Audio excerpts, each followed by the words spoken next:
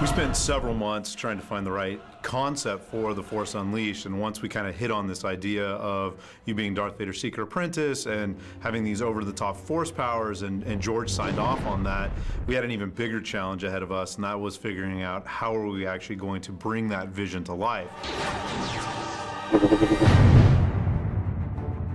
The power of the next-gen systems has allowed us to integrate 3 very complex and robust simulation technologies into The Force Unleashed.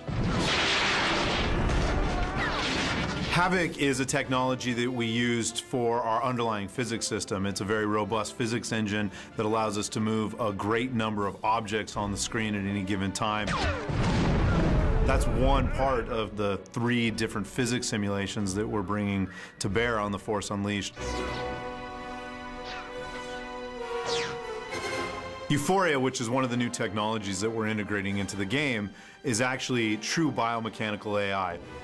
Euphoria is the tech that enables us to take an animated character, and when something unexpected happens or when they're being picked up into the air, they actually can reach for things, and it's second nature to the character. They have a sense of self-preservation, a sense of awareness, and what that does for the player is it ensures that no 2 reactions are ever the same.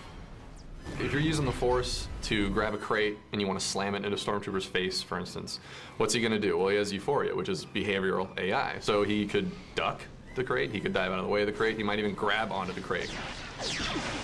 You never know how they're going to react, you just know that they are going to react. The other new technology that we've integrated into The Force Unleashed is digital molecular matter, or DMM.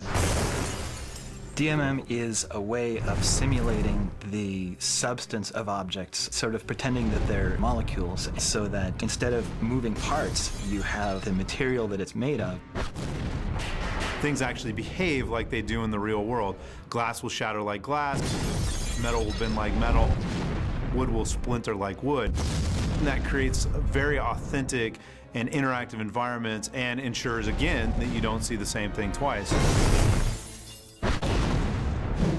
The difficulty came in getting all 3 of those systems, Havok and Euphoria and DMM, to work together, because they're 3 very different simulations. Even though it was difficult, it was really important for us to focus on simulation-based gameplay, because we really feel that that does offer, kind of new and unique experiences for the player. Simulation-based gameplay is essentially unpredictable. You don't know exactly what's going to happen. You start getting in this situation where you're losing a little bit of the control, and you don't exactly know how it's going to play out. Just to give you an example of how complex this gets, if I take a crate and I throw it into another crate, Havok kind of tells the game everything it needs to know about that crate. Its mass, its size, when I throw it, the velocity that it's traveling at. However, if I'm to take that same crate and throw it at a stormtrooper, now suddenly we have 2 different simulation technologies that need to talk to one another and know about each other. The crate, which is Havok, needs to slam into a stormtrooper who's infused with Euphoria. And now that character with Euphoria needs to know how fast that crate was moving, what direction it was coming, the velocity, the size of the crate, the weight of the crate, all the different things that kind of a normal physics simulation would need to know. Then you can also imagine even more complex scenarios, things that happen every day in our game. What if I take that same crate and the stormtrooper grabs onto the crate and I throw both of those into the plate glass window at the same time? We've got all 3 now talking to each other. It's been a huge challenge to get those 3 simulation technologies to talk to one another, but now that we have it working, it is resulting in new and surprising and unexpected things. And this is what our QA team, the guys that play the game every single day and serve as the eyes and voice of the consumer, are discovering.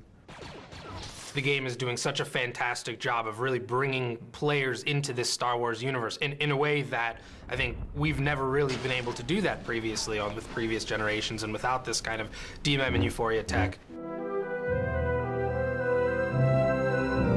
One of the original visions that we had at a concept art stage was having a large, almost albino white, evil-looking Rancor come pounding through the forest and actually separate and push apart some soft-body DMM. And the moment I saw that on screen, my eyes lit up and I said, all right, we're gonna be able to do this.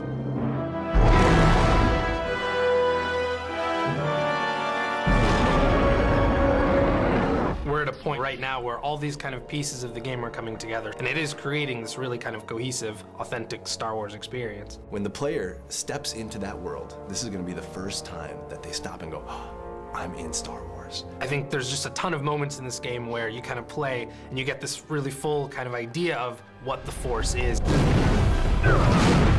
The way the game is set up, the way we're integrating those technologies, you're not playing something you've played before. You're literally playing something that has not been in a game before. So it's a lot of fun to explore that.